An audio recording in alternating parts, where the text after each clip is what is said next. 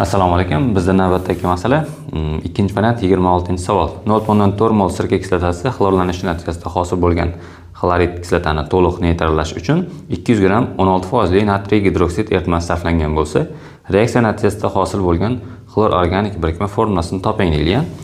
Demak, bizda sirka kislotasi NaCH3H buni miqdori 0.4 mol ekan. Xo'p. OH foiz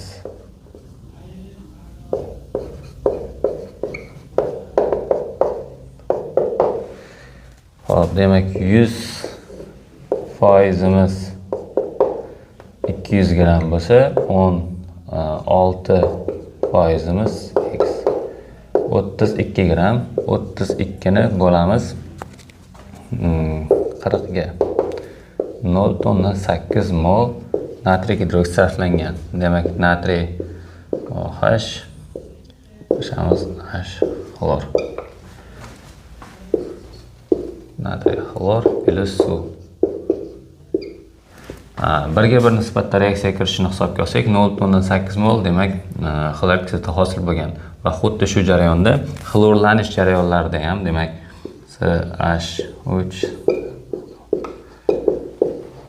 xlor bilan ta'sirlashganda nechta vodorod bo'lsa, mana shunga qarab xlor ajralib chiqaveradi. Demak, CH2 xlor CH plus H xlor. 1 mol mana shu birinchi jarayonda hosil bo'ladi. Keyingi bu Semyonov reaksiyasi bo'yicha demak bosqichlar amalga oshadi.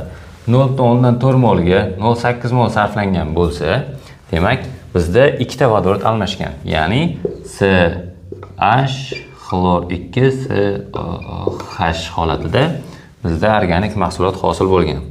Bu B javobda berilgan.